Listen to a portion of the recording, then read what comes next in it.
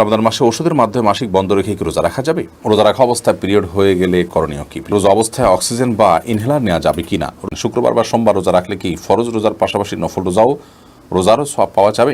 আমি ডায়াবেটিস রোগী, ডাক্তার আমাকে পরামর্শ দিয়েছেন ইফতারের আগে আমি রক্তের সুগার পরীক্ষা করতে হবে, এদিকে আমার রোজার কোনো সমস্যা হবে? ইফতার কি সূর্যাস্তের সঙ্গে সঙ্গে নাকি আজানের পরে করতে হয়? ইফতারের সুন্নাহসম্মত মেনু কি? এছাড়া কি রোজা হবে না?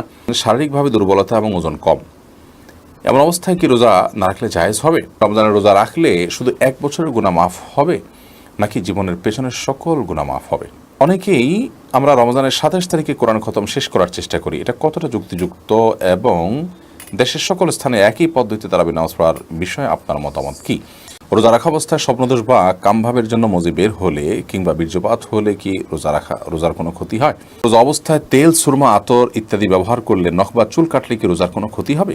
রমাদান মাসে মহিলারা রান্না করার সময় কি লবণ চেক করতে পারবেন? মহিলাদেরও কি মিসওয়াক করতে হবে? মহিলাগণও কি মিসওয়াক করলে হাদিস বর্ণিত সওয়াব পাবেন? কাজের সময় মাসনুন দোয়াগুলো পড়ি আর কাজ করি, কিন্তু খেয়াল তো থাকে কাজের দিকে, এভাবে কি দোয়া পড়লে দোয়া? জীবনের অনেক রোজা কাজা রয়ে গেছে, এখন কি আমি আগে পেছনের রোজাগুলো কাজা আদায় করব নাকি এই রমজানের রোজাগুলো আগে রাখবো? রোজার নিয়ত কখন থেকে করতে হবে? ঘুম থেকে উঠতে না পারার কারণে সাহারি খেতে না পারলে কি রোজা হবে? প্রিয় দর্শক, আর বিলম্ব না করে চলুন আপনাদের প্রশ্ন উত্তর দেওয়ার পালায় প্রবেশ করি। তানজিনা আপনি লিখেছেন, রোজা রাখা অবস্থায় পিরিয়ড হয়ে গেলে করণীয় কি? পিরিয়ড যদি হয়ে যায় তাহলে ওই দিনের যে সিয়ামটা আছে ওই সিয়ামটা আপনাকে পরবর্তীতে রমজানের পরে রেখে দিতে হবে। আর পিরিয়ড হয়ে গেছে, এখন আপনি অন্য রোজাদার সামনে আপনি খাদ্য গ্রহণ ইত্যাদি থেকে বঞ্চিত থাকবেন এবং ওইভাবে পার করবেন। মাইমুন আপনি লিখেছেন, রোজা অবস্থায় অক্সিজেন বা ইনহেলার নেওয়া যাবে কিনা? রোজা অবস্থায় ইনহেলার নেওয়া যাবে কিনা এ বিষয়ে দুটি মত পাওয়া যায়। একটি মত হলো ফোকাহে আহনাফ, বিশেষ করে আমাদের এই অঞ্চলের ভারত মহাদেশের যে ওলামা ইকরাম আছেন, ফোকাহে আহনাফ যারা আছেন তাদের মতে ইনহেলার নেওয়া যাবে না রোজা অবস্থা। যদি নেন তাহলে সেই রোজাটি আবার রেখে ফেলতে হবে। নিরুপায় হয়ে গেলেন, শ্বাসকষ্ট হচ্ছে, বাধ্য হয়ে ইনহেলার নিতে হলো, তিনি নেবেন, কিন্তু রোজাটা তাকে আবার রেখে দিতে হবে। আর এর বাইরে সৌদি আরবের ওলামা ইকরাম সহ অনেক ইমামদের মতে, অনেক ওলামা ইকরামের মতে ইনহেলার নেওয়া যাবে। শেখ মোহাম্মদ সালেহ আল মুনাজিদ হাফিজাহুল্লাহ ইসলাম QA-তে ইনহেলার রোজা অবস্থা ইনহেলার রাখা প্রসঙ্গে একটা বিস্তারিত এবং চমৎকার গবেষণা পেশ করেছেন। আর তা হলো, তিনি বলেছেন যে ইনহেলারে যে আমরা আপনার প্রেসার দিয়ে যে ইনহেলারটা নিয়ে থাকি নাকে বা মুখে, এই ইনহেলারে সাধারণত মুখে সাধারণত নেওয়া হয়। তো এই ইনহেলারে যেটা থাকে এটা গ্যাস, এবং এই গ্যাসটা সাধারণত সামান্য একটু আপনার মেডিসিন যেটা তরল, সেই মেডিসিনকে আবার এত ভাগ করা হয় যেটা আসলে কোনো আপনার এটাকে ভিজুয়াল করা বা দৃশ্যমান করা একরকম অসম্ভব, এত সীমিত। এটা গ্যাসের আকারে হয় এবং সেটা আবার প্রেস করার পর, চাপ দেওয়ার পর, প্রেসার দেওয়ার পর এটা মানুষের লাংয়ে যায়। এটা পাকস্থলিতে যাওয়ার কোনো সিস্টেম নেই, জাস্ট এটা শ্বাসনালীকে প্রশস্ত করার জন্য ব্যবহার করা হয়ে থাকে, অনেক সময় লাংয়েও যায় না সম্ভবত। যাই হোক, তো খোলাসা কথা হলো এটি পাকস্থলিতে যায় না এবং খাদ্য বা পানীয়ের কাজ দেয় না, পরিমাণে এত কম থাকে যেটা উল্লেখযোগ্য নয়। আমরা কুলি করলে যেরকম আমাদের কুলির সাথে পানির কিছু অংশ যেতে পারে, সেটা খুবই সামান্য, এখানে সেটাও নয়, তার চাইতে অনেক কম, যার কারণে ইনহেলার ব্যবহার করাটাকে তারা জায়েজ বলেছেন এই যুক্তিতে। যদিও বিন বাজ রাহিমাহুল্লাহ বলেছেন যে একান্ত প্রয়োজন না হলে ইনহেলার ব্যবহার না করা উচিত। রোজাদারের রোজা ভাঙার পর অর্থাৎ ইফতার করার পর তিনি ইনহেলার ব্যবহার করবেন। তাহলে দুটি মত আমরা পেলাম, একটি হলো আমাদের দেশের ওলামা ইকরাম সহ ফোকাহে আহনাফের, আরেকটি হলো স্কলারদের। আজকে জিম আপনি লিখেছেন, শুক্রবার বা সোমবার রোজা রাখলে কি ফরজ রোজার পাশাপাশি নফল রোজারও সওয়াব পাওয়া যাবে? জুমাবার বা সোমবার যদি কেউ রোজা রাখেন রমজানের বাইরে, তাহলে সেই ক্ষেত্রে আপনার রমজানে যদি কেউ শুক্রবার বা সোমবার রোজা রাখেন, তাহলে সেক্ষেত্রে সোমবার রোজা রাখার যে সওয়াব আছে সেই সওয়াবটি আদায় হবে তখন যদি তিনি নিয়মিত সোমবার রোজা রাখে থাকেন এবং রমজান না হলে তিনি এই দিন রোজা রাখতেন, তাহলে আশা করা যায় আল্লাহ তাআলা এই বারে সিয়ামের সওয়াব তাকে দিবেন। আর জুমাবারে রোজা রাখার তো বিশেষ কোনো নির্দেশনা নয়, বরং শুধু জুমাবারে রোজা রাখা তো হাদিসে নিষেধ, এটি সপ্তাহে ঈদের দিন। অতএব এটি জায়গায় আমরা বৃহস্পতিবার উল্লেখ করতে পারি, বৃহস্পতিবার এবং সোমবার এই দিনগুলোতে রোজা রাখা সুন্নাত। তো রমজান মাসে বৃহস্পতি সোম তো রোজা তো আপনার অটোমেটিকলি রাখা হয়ে যাচ্ছে, তাহলে তিনি রমজানের ফরজ রোজা আদায়ের সওয়াব পাচ্ছেন, আবার সোম বৃহস্পতি রোজা রাখার যে সুন্নাত সেটাও কি পাচ্ছেন কিনা? উত্তর হলো, অন্যান্য সময় তিনি যদি এই রোজাগুলো রেখে থাকেন এবং এক্ষেত্রেও তার জেহেনে আছে, তার মনে আছে যে হ্যাঁ তিনি রমজান রোজা তো রাখছেনই, পাশাপাশি সোম বৃহস্পতিবার অতিবাহিত হচ্ছে, সেই হিসাবে তিনি আশা করা যায় আল্লাহ রাব্বুল আলামিনের কাছে এই দিনের যে নফল বা সুন্নত রোজার যে সওয়াব সাপ্তাহিক রোজার সেটাও তিনি লাভ করবেন। এরপর মার্জি আপনি লিখেছেন দুরুদ, দোয়া, জিকির এগুলো করার সময়ও কি মাখরাজ মদ গুণা ঠিক মতো রাখতে হবে? রাতে ঘুমানোর আগে যে আমলগুলো আছে যেমন সূরা মুলক পড়া, এগুলো শুয়ে শুয়ে ওযু ছাড়া মোবাইল দেখে দেখে পড়লে সওয়াব হবে কিনা? শেষের অংশের উত্তর আগে দেই। সূরা মুলক বা অন্যান্য যে তেলাওয়াতগুলো আছে রাতের আমল শোয়ার সময় করতে হয় কিংবা সকাল সন্ধ্যা করতে হয়, এগুলো যদি আমরা মোবাইল অ্যাপ থেকে দেখে দেখে পড়ি তাতে ওযু না থাকলেও কোনো অসুবিধা নেই, এগুলো পড়া যাবে। এমনকি শুয়ে শুয়ে যদি আপনি পড়েন তাতেও হয়ে যাবে। নবী করিম সাল্লাল্লাহু আলাইহি ওয়াসাল্লাম আয়েশা রাদিয়াল্লাহু তাআলার কোলে মাথায় রেখে বা হেলান দিয়ে তার সাথে তারপরে তিনি কোরআন কারীমের তেলাওয়াত করেছেন। তো এরকম পরিস্থিতিতে যেহেতু কোরআন তেলাওয়াত করা জায়েজ, অতএব শুয়ে শুয়ে যদি কেউ তেলাওয়াত করেন সেটিও জায়েজ আছে। এটাতে কোরআনের অসম্মান করা, অবজ্ঞা করা, অবমাননা করা, অপমান করা উদ্দেশ্য তার থাকে না, বরং তার সহজীকরণের জন্য তিনি এটি করে থাকেন, বিধায় এটি কোনো নাজায়েজ বা গুনাহের বিষয় নয়। আর প্রথম অংশের উত্তর হলো যে দোয়া, জিকির এবং এ জাতীয় যেগুলো আছে এগুলো পড়ার সময় মাখরাজ এবং মদগুন্না হুবহু কোরআন তেলাওয়াতের মতো করে করতে হবে এমনটি আবশ্যক নয়, বরং অনেক উলামায়ে কেরাম বলেছেন এটি না করাই উত্তম। অর্থাৎ কোরআনকে আপনি যেভাবে তেলাওয়াত করেন সেখানে যেরকম মাখরাজ, গুন্না, মদ এই সবগুলোকে আপনি পারফেক্টলি করার চেষ্টা করছেন, অন্য সাধারণ দোয়া দুরুদ বা সাধারণ জিকিরের সময় আপনি এটা করবেন না, যাতে করে কোরআনের সাথে অকোরআনের একটা পার্থক্য রেখা সৃষ্টি হয়ে যায়। আপনি যদি এটাকে কোরআনের মতো করেই পড়েন তাহলে মানুষটাকে কোরআন মনে করতে পারে, এটি একটি ভুলের জায়গা মানুষকে নিয়ে যেতে পারে। সেজন্য অনেক ওলামায়ে কেরাম বরং কোরআনের মতো হুবহু তাজবিদের সাথে মদ, গুন্না, মাখরাজ ইত্যাদির সাথে দোয়া দুরুদ জিকির পড়তে তারা নিষেধ করেছেন। তবে হ্যাঁ, মৌলিকভাবে আরবি উচ্চারণের যে নীতিমালা আছে সেটি তো দোয়া দুরুদ জিকিরের ক্ষেত্রে লক্ষ্য রাখতে হবে। হা, আইন এবং মদ, গুন্না মৌলিকভাবে যেটুকু না হলে সেটুকু তো করতেই হবে। কোনো কোনো ক্ষেত্রে মদ না করলে অর্থাৎ টেনে না পড়লে অর্থ বিকৃত হয়ে যায়। যেমন লাম আলিফ জবর লা মানে না, একটু টেনে পড়বেন তার অর্থ হবে না, আর লামের উপরে শুধু জবর হবে তার মানে হলো লা। শুধু লা হলে তার অর্থ হয় ইতিবাচক অর্থে এবং অবশ্যই এবং সন্দেহাতীতভাবে বা গুরুত্বের সাথে ইতিবাচক অর্থ দেয় শুধু লাম জবর লা বেশিরভাগ ক্ষেত্রে। যদিও লাম আলিফ জবর লা হলে তার অর্থ হয় না, সম্পূর্ণ নেতিবাচক ভিন্ন জিনিস। এই জন্য একটু টানার কারণে হেরফের হয়ে যায়। তো আরবির মৌলিক যে বিষয়গুলো আছে সেগুলোকে লক্ষ্য রেখে আপনাকে জিকির আজকার আপনার দোয়া দরুদ পড়লেই চলবে। কোরআনের মতো হুবহু 3 আলিফ 5 আলিফ গুন্না এগুলো করতে হবে এমনটি আবশ্যক নয়। সাইফুল ইসলাম জুয়েল আপনি লিখেছেন, আমি ডায়াবেটিস রোগী, ডাক্তার আমাকে পরামর্শ দিয়েছেন ইফতারের আগে আমি রক্তের সুগার পরীক্ষা করতে হবে, এতে কি আমার রোজার কোনো সমস্যা হবে? ভাই সাইফুল ইসলাম, এতে আপনার রোজার কোনো ক্ষতি হবে না। রোজার আপনার ইফতারের আগে আপনি সুগার পরীক্ষা করতে পারেন, এমনকি ইনসুলিনও নিতে পারেন, যেমনটি একটু আগে আমরা বলেছি। শায়লা মাজিদ আপনি লিখেছেন, ইফতার কি সূর্যাস্তের সঙ্গে সঙ্গে নাকি আজানের পরে করতে হয়? ইফতারের সুন্নাহ সম্মত মেনু কি, এছাড়া কি রোজা হবে না? প্রথম কথা হলো সূর্যাস্তের পরপরই আপনি ইফতার করতে পারবেন, আজান হওয়ার পর ইফতার করবেন ব্যাপারটি এরকম নয়। তবে হ্যাঁ, রমাদান মাসের সাধারণত মুয়াজ্জিন সাহেবরা আজান টাইমলি দেওয়ার চেষ্টা করেন, যদি অন্যান্য সময় 2-4 মিনিট এদিক সেদিকও হয়। তো ইফতারের সম্পর্ক সূর্যাস্তের সাথে, সূর্য অস্ত গেছে আপনি নিশ্চিত হয়েছেন সূর্য এখন ডুবে গেছে আর নেই, দেখা যাচ্ছে না, তাহলে সেক্ষেত্রে আপনি ইফতার করতে পারবেন, ওটা ইফতারের সময়। আর ইফতার সুন্নাহ সম্মত মেনু হলো খেজুর কিংবা পানি। বিভিন্ন হাদিস থেকে আমরা জানতে পারি নবী করিম সাল্লাল্লাহু আলাইহি ওয়াসাল্লাম খেজুর দিয়ে ইফতার করতেন, বিশেষ করে কাঁচা আদা পাকা যে খেজুর আছে রুতাব বলা হয় এগুলো দিয়ে। তো এগুলো হোক বা সাধারণ খেজুর হোক, সেটা দিয়ে ইফতার করা সুন্নাহ। আর যদি খেজুরের ব্যবস্থা না থাকে কারণ, তাহলে পানি দিয়ে ইফতার করাটা হলো সুন্নাহ। আর ইফতার ছাড়া রোজা হবে না এরকম কোনো কথা নেই, ইফতার ছাড়াও রোজা হবে। আর এগুলো ছাড়া অন্য কোনো কিছু দিয়ে আপনি রোজা ভাঙলেন, যেমন আপনি বুট মুড়ি খেলেন বা অন্য কিছু খেলেন, তাতে আপনার রোজা হয়ে যাবে ইনশাআল্লাহ বিদিনিল্লাহ, কোনো অসুবিধা নেই। কেউ কেউ আজকাল শুনছি বলছেন যে বুট খাওয়া বেদাত হবে। বুট খাওয়া বেদাত হওয়ার কোনো কারণ নেই, এটি একটা মুবাহ কাজ, কেন এটা বেদাত হতে যাবে? যদি এটাকে কেউ ইবাদত মনে করতো যে বুট খেলে সওয়াব হবে বা বুট খাওয়া রমজানের আমলের অংশ, এরকম কেউ মনে করলে সেটি বেদাত হতো, কিন্তু এরকমটি কোনো মানুষই মনে করে না। এটা অন্য 10টি খাবারের মতো একটি খাবার, হয়তো কোনোভাবে আমাদের সমাজে প্রচলিত হয়ে গেছে বিধায় আমরা এটা খাই, অথবা এটি খেলে কোনো বেদাত হবে, গুনাহ হবে এমনটি মনে করার কোনো কারণ নেই। শাহনাজ আক্তার অনেক আপনি লিখেছেন, শারীরিকভাবে দুর্বলতা এবং ওজন কম, এমন অবস্থায় কি রোজা না রাখলে জায়েজ হবে? দুর্বলতার কারণে কিংবা ওজন কম হওয়ার কারণে রোজা না রাখার সুযোগ নেই। যদি আপনার শারীরিক অবস্থা এবং কন্ডিশন এরকম হয়, রোজা রাখলে আপনি হয় মৃত্যুর মুখে পতিত হওয়ার আশঙ্কা আছে, কিংবা আপনার কোনো স্থায়ী রোগ হয়ে যাওয়ার আশঙ্কা আছে, কোনো অঙ্গহানি হয়ে যাওয়ার আশঙ্কা আছে, এরকম সিরিয়াস পর্যায়ের যদি অসুস্থতা হয়, অসহনীয় পর্যায়ের হয়, তাহলে সেক্ষেত্রে আপনি রোজা না রাখার সুযোগ আছে, এই রোজাগুলো পরবর্তীতে সুস্থ অবস্থা আপনি রেখে দিবেন। দুর্বলতার কথা যদি বলেন তাহলে আমরা অনেক মানুষের শারীরিকভাবে দুর্বল বা আমাদের ওজন একটু কম, তো এইটুকু অজুহাতে রোজা না রাখার কোনো সুযোগ নেই। যেটা ফরজ বিধান সেটা নিরুপায় হলে আপনি ত্যাগ করতে পারেন, নিরুপায়, যার কোনো উপায় নেই। তো দুর্বল হলে তিনি রোজা রাখলে মরে যাবেন এবং উপায়হীন হয়ে যাবেন, ব্যাপারটি সেরকম নয়।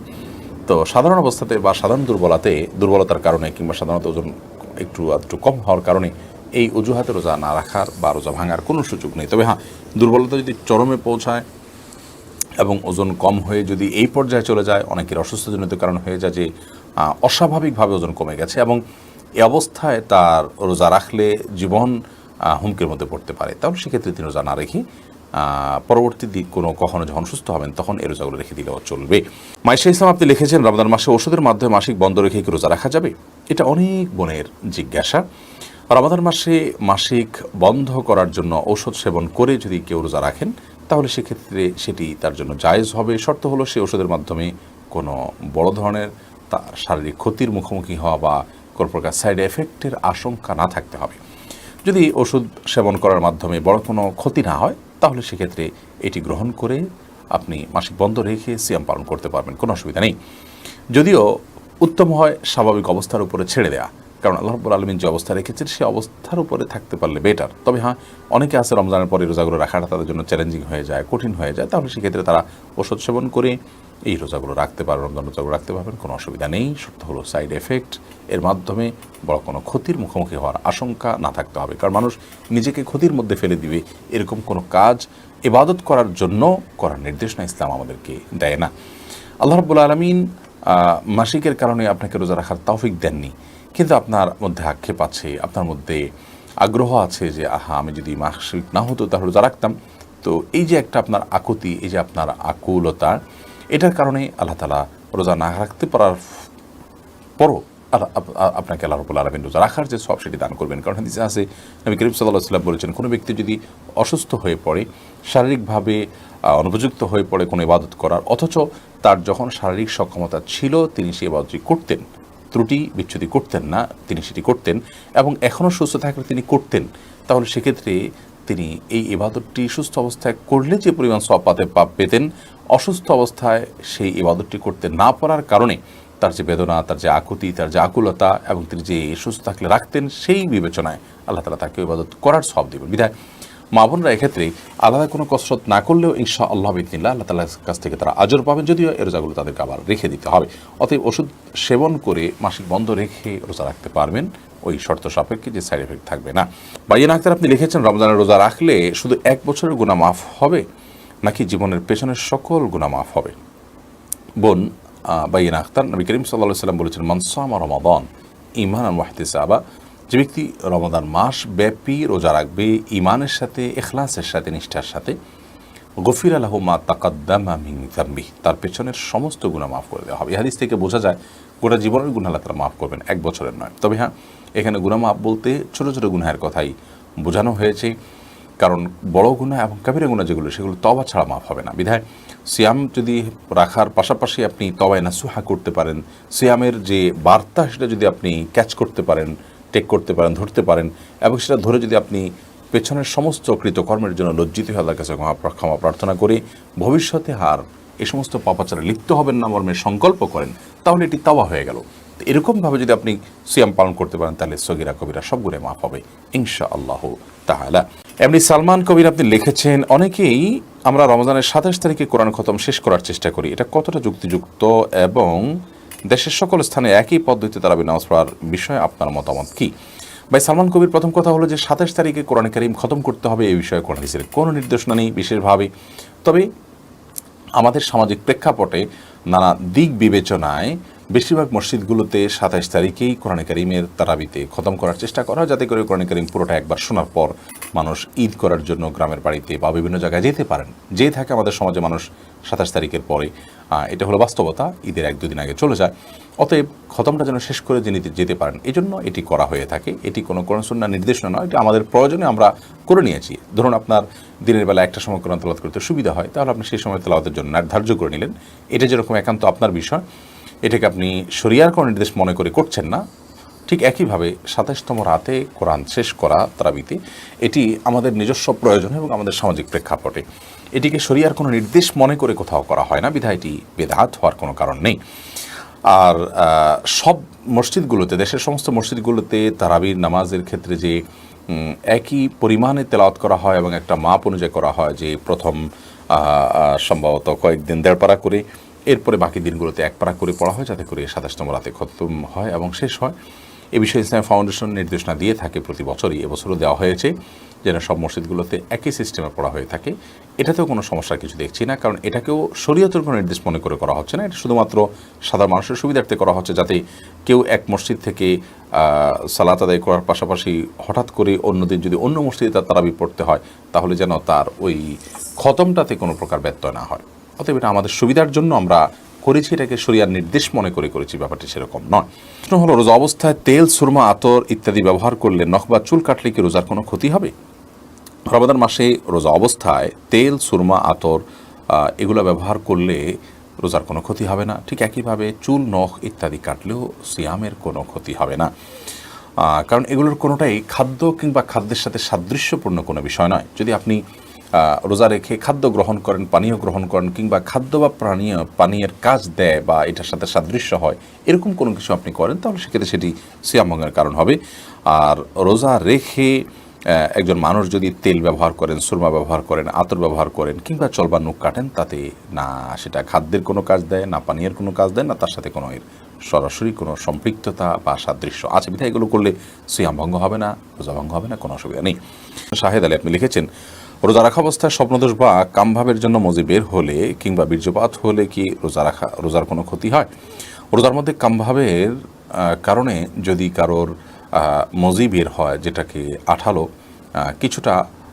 কিছুটা আঠালো পানির মতো যে পদার্থ যদি বের হয়, তাহলে সেক্ষেত্রে তার ফলশ্রুতিতে রোজা ভঙ্গ হবে না।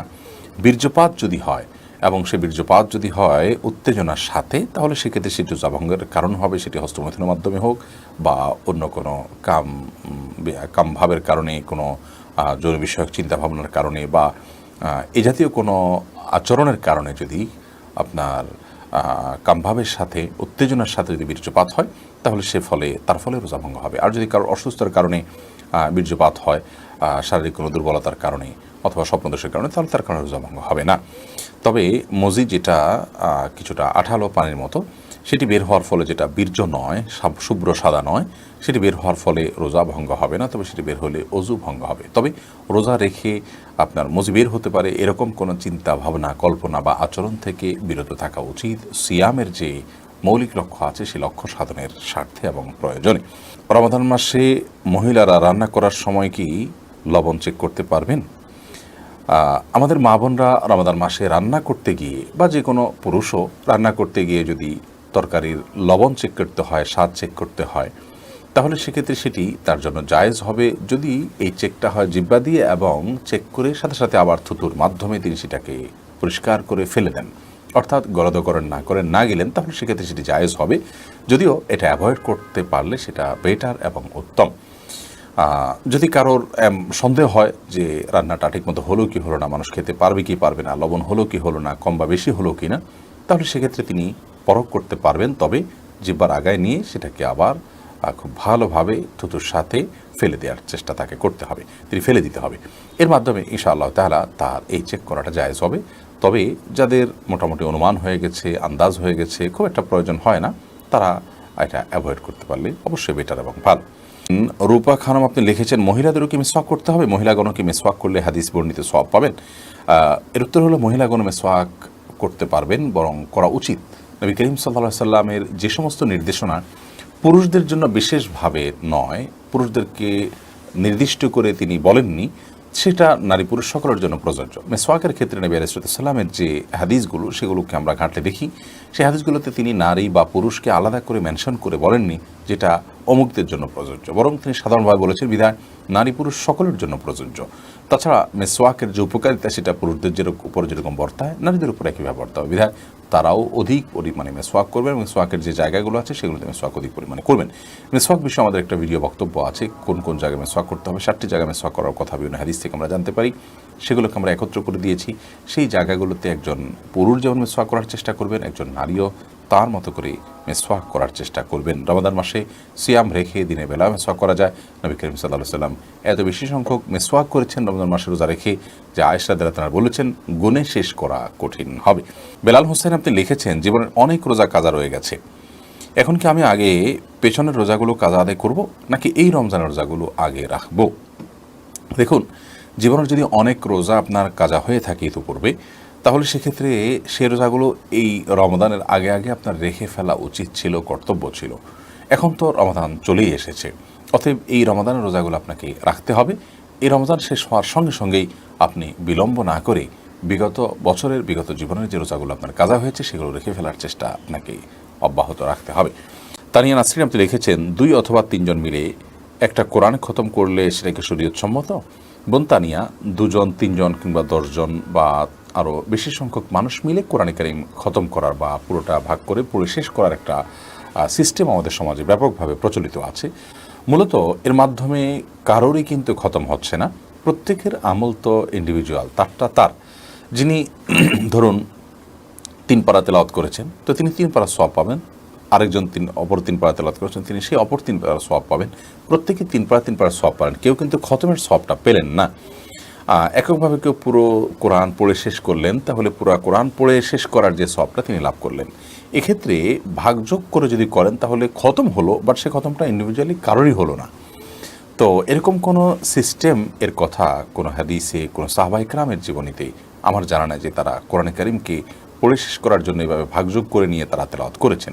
প্রত্যেকে যার যার সাধ্য অনুযায়ী তেলাওয়াত করেছেন, যার যার মতো করে তেলাওয়াত করেছেন। হ্যাঁ, ধরুন মৃত ব্যক্তির তরফ থেকে কোরআন কারীম তেলাওয়াত করে তার সওয়াব মৃত ব্যক্তিকে দিতে চাইলে সেটার সওয়াব তিনি পাবেন কিনা, এটা নিয়ে ফোকায়ে কেরামের মধ্যে ওলামায়ে কেরামের মধ্যে ভিন্ন মত আছে, একাধিক মত আছে। যে সমস্ত ওলামায়ে কেরাম, যে সমস্ত ফোকায়ে কেরামের মতে কোরআন কারীমের তেলাওয়াত মৃত ব্যক্তির জন্য উপকারে আসবে এবং এটি তার পক্ষ থেকে করা যায়, সওয়াব রেসানি করা যায়, এর সপক্ষেও অনেক দলিল, অনেক যুক্তি, অনেক রেফারেন্স রয়েছে। এই মত অনুযায়ী যদি কয়েকজন ভাগে কোরআন তেলাওয়াত করেন তাহলে সেক্ষেত্রে সবাই যার যার অংশ ওই মুর্দার তরফ থেকে তেলাওয়াত করে এর সওয়াবটা তাকে আপনি বকশিশ করে দিলেন, তাহলে সেক্ষেত্রে সবাইটা মিলে মুর্দার একটা খতমের সওয়াব হলো। এটি আরেকটি বিষয়। কিন্তু জীবিত অবস্থায় আমরা কয়েকজন মিলে ভাগযোগ করে তেলাওয়াত করলাম, তাতে আমাদের কারোরই কিন্তু তেলাওয়াতের যে খতম করার যে বিষয়টি সেটি কিন্তু হলো না। ভাই মামুনুর রশিদ আপনি লিখেছেন ঘুম থেকে উঠতে না পারার কারণে সাহারি খেতে না পারলে কি রোজা হবে? সাহারি খাওয়া কি আবশ্যক?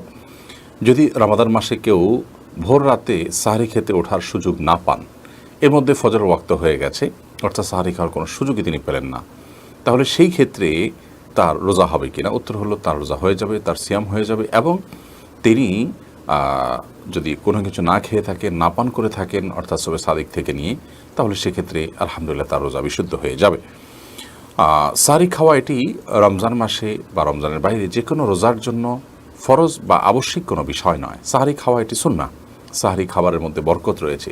কিন্তু কোনো কারণে কেউ সাহারি খেতে পারলেন না, তারপরও তার রোজা হয়ে যাবে, তার সিয়াম হয়ে যাবে ইনশাআল্লাহ তাআলা।